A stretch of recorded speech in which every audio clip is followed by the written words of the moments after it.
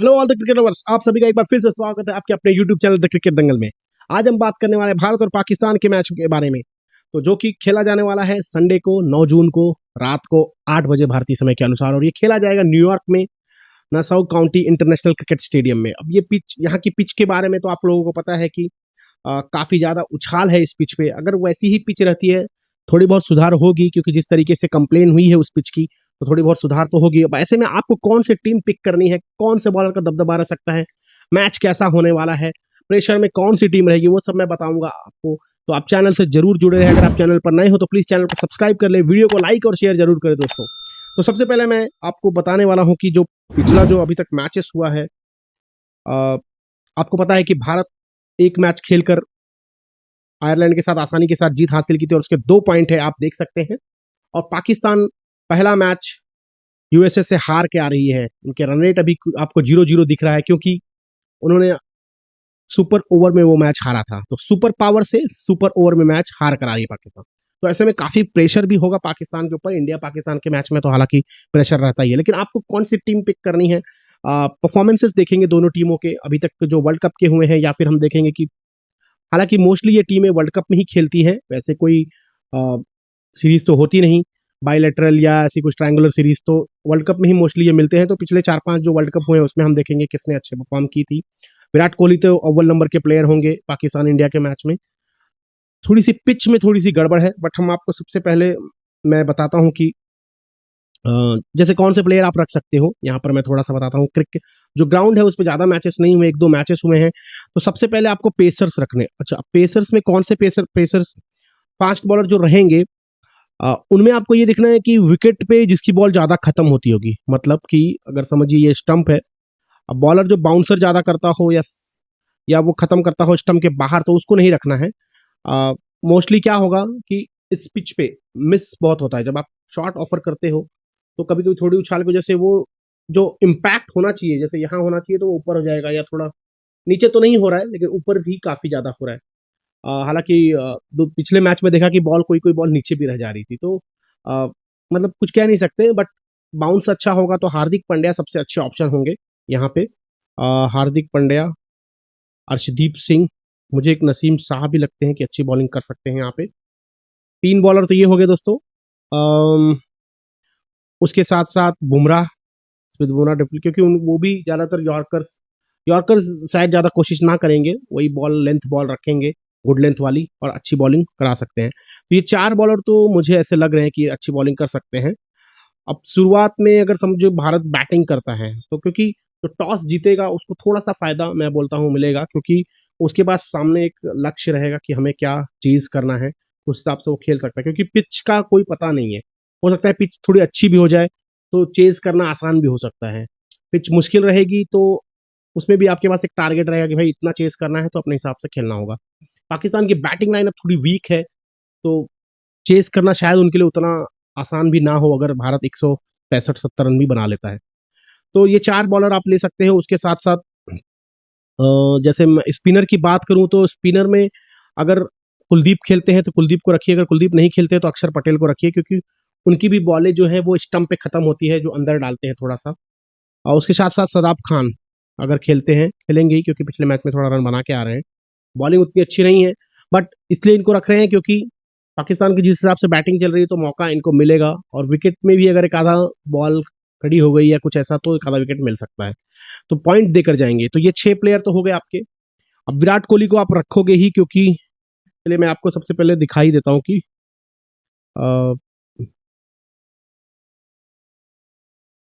Ground के basis पे, क्योंकि ग्राउंड हम ऑलरेडी देख चुके हैं कैसा खेला हुआ है।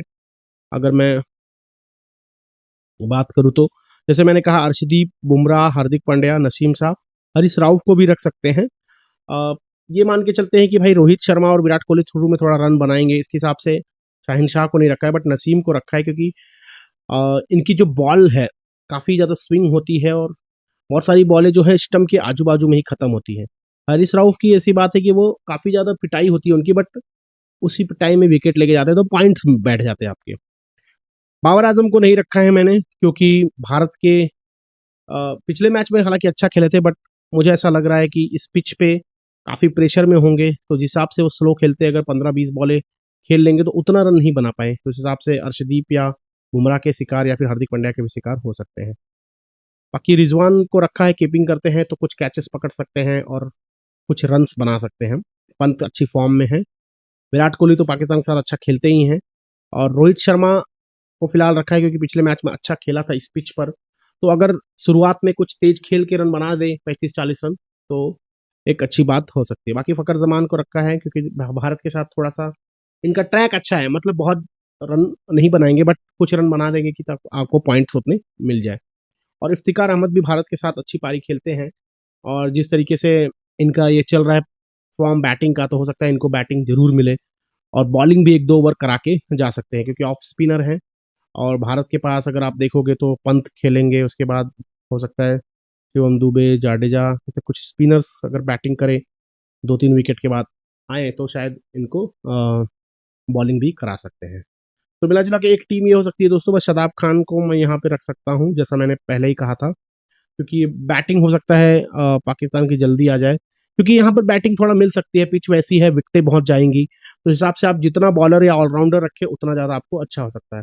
बॉलर में अगर पेसर ज़्यादा रहे और अगर समझो पेस बॉलर बैटिंग भी करता है तो ठीक है, तब तो अच्छी बात है। लाइक हार्दिक पांड्या भी मुझे दिख रहे हैं, बाकी ऐसा मुझे कोई अभी शिवम दुबे, अगर शिवम दुबे को बॉलिंग देते हैं तो शिवम दुबे भी आप रख सकते हो अपनी टीम में, क्योंकि मीडियम पेसर्स को यहाँ पे काफी मदद है। सिर्फ आपको सही जगह पे टिप्पा पड़ाना है, बाकी तो काम पिच कर ही देगा आपका, अगर पिच वैसा ही रहा तो।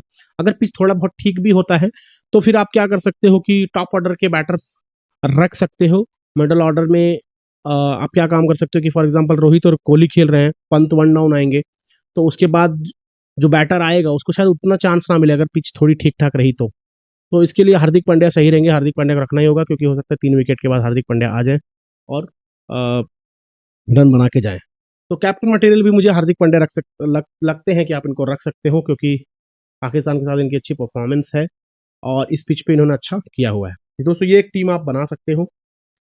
अब मैं अगर आपको बताऊं कि भाई जो इंडिया और पाकिस्तान के बीच जो हेड टू हेड मुकाबले हुए हैं, मतलब इनके आपस के जो मैचेस हुए हैं उसमें कौन भारी रहा है, तो फिलहाल अगर T20 की बात करूं, बहुत ज़्यादा मैचेस तो नहीं खेलते ये दोनों, क्योंकि आपको ही पता होगा सिर्फ world cup to world cup ही बात होती है। तो अगर मैं इंडिया और पाकिस्तान की बात करूं तो 12 मैचेस हुए हैं, ये तो बहुत सारे मैचेस हैं। मैं पिछले कुछ वर्षों का ही बताता हूँ, लाइक 22, 23, 21, 22, और अगर मैं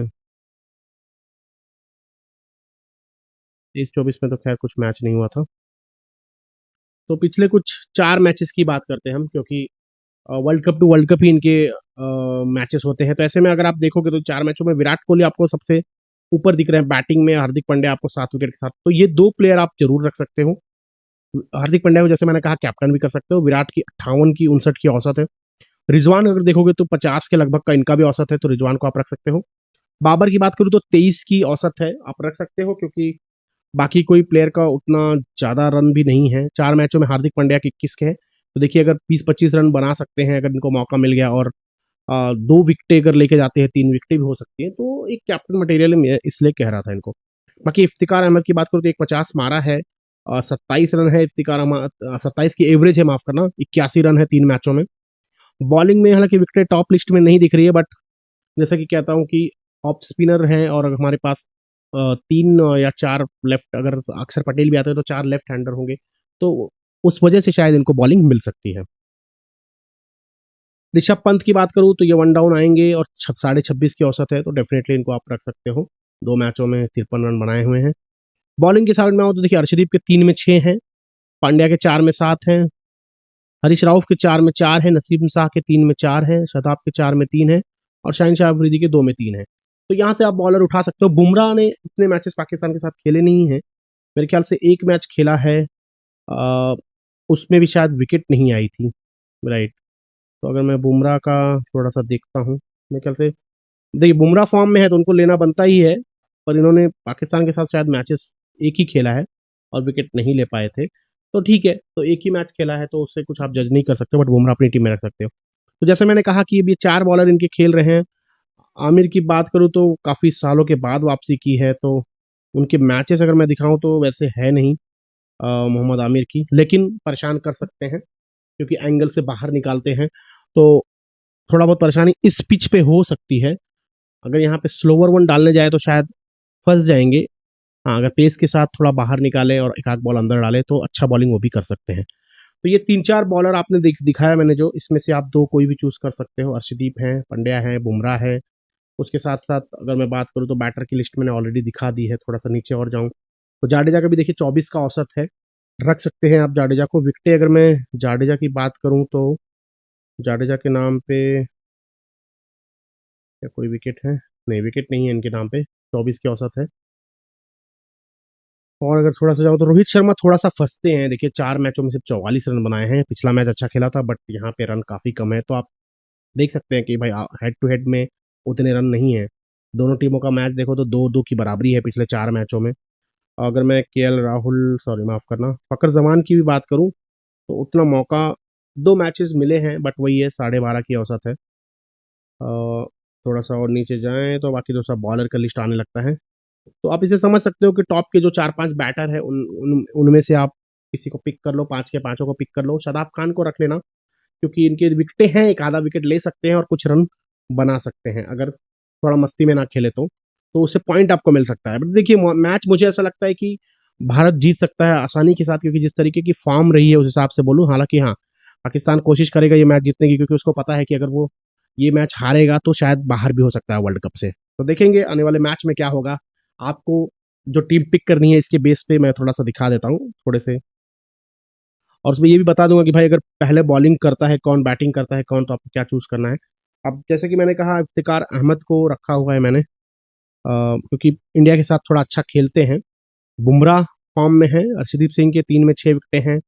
हार्दिक पांड्या, विराट कोहली, ऋषभ पंत। अब यहाँ पे अफरीदी, शाहिन शाह अफरीदी को और नजीम शाह को रखा है, तो मैंने ओपनर यहाँ पर हटा दिया है क्योंकि फंस सकते हैं दोनों। रोहित शर्मा को अगर फंसा लेंगे तो कम से कम मुझे ऐसा लगता है कि विराट कोहली सही चॉइस रहेंगे आपके, क्योंकि विराट कोहली अच्छा खेलते हैं। रविंद्र जाडेजा, शिवम दुबे, इनमें से आप एक रख सकते हो या फिर स्काई को भी, इन तीनों में से एक को रख सकते हो। बट पिच ऐसी है कि रन शायद इतना ना बने अनलेस एंड अनटिल अगर कुछ पिच को काफी ज्यादा रोल उस पर करते हैं या पिच में कुछ, क्योंकि बोला गया है आईसीसी की तरफ से कि जो एक्सपर्ट लोग हैं वो पिच को अच्छा करने में लगे हुए हैं, बट कितना अच्छा होगा पता नहीं। तो इस हिसाब से, जिस हिसाब से अभी तक पिच खेला है उस हिसाब से आप ये टीम पिक कर सकते हो। आप पेसर्स को थोड़ा मदद रहेगा। बाकी अगर आधे घंटे पहले आपको पता चल जाएगा कि भाई पिच में कुछ काम किया गया है तो उसके हिसाब से आप क्या कर सकते हो, टॉप बैटर्स को रख सकते हो, क्योंकि ऐसा हो सकता है कि विराट और रोहित ही अच्छा खेल दे और रन बन जाए। तो ऐसे में आपको बॉलर जो लेने होंगे तो वो क्या करना है कि डेथ ओवर में मोस्टली आप देखोगे कि डेथ ओवर में सभी बॉलर के एक एक ओवर रहते हैं, तो जो बॉलर 15 ओवर के बाद जिसका बचा रहेगा वो अच्छी बॉलिंग कर सकता है। अगर पिच में थोड़ी कटी फटी लगे कि थोड़ा सा पिच में कहीं कहीं कट है या ऐसा कुछ अगर न्यूज आता है, तो आप सोच सकते हैं कि एक आधा स्पिनर, जो स्पेशलिस्ट स्पिनर है दोनों टीमों के, आप रख लो, क्योंकि बॉल थोड़ा सा घूम सकती है और खेलना उतना आसान होगा नहीं। तो इस तरीके से दोस्तों आप टीम बना सकते हो। बाकी परफॉर्मेंसेज हेड टू हेड वैसे ज़्यादा मैचेस होते नहीं भारत और पाकिस्तान के, पर फिर भी पिछले जो 4 मैचों में है मैंने दिखा दिया कि आपको किस बॉलर या किस बैटर ने अच्छा काम किया है। बाकी दोनों की 2-2 मैच की बराबरी है। मुझे ऐसा लगता है कि भारत आसानी के साथ जीत जाएगा। खैर कल देखेंगे, क्योंकि हर एक दिन नया होता है। तो कोशिश तो रहेगी यही कि भारत जीते और आप भी जीते। तो आपको टीम मैंने बताया हुआ है, ग्राउंड कैसा खेला है, पहले बल्लेबाजी कौन करेगा, तो किसको रखना है, चीज़ें मैंने आपको ऑलरेडी बताई हुई है। तो वीडियो को अच्छे से देखें, एनालाइज करें और अपनी टीम बनाएं। तो उम्मीद करता हूँ दोस्तों ये वीडियो आपको पसंद आई होगी। तो चैनल पर अगर नए हो तो प्लीज़ चैनल को सब्सक्राइब जरूर करना, लाइक और शेयर जरूर करना दोस्तों, क्योंकि अगला जो मैच इसके बाद, इस मैच के बाद जो मैचेस आएंगे उसमें फिर पता चलेगा कि भाई अब टीम की क्या, टीम में क्या चेंजेस हो सकते हैं या टीम कैसी बन सकती है, क्योंकि ये मैच जीत या हार पे काफी कुछ डिपेंड करने वाला है। मिलेंगे दोस्तों आपसे नए वीडियो में, तब तक के लिए धन्यवाद।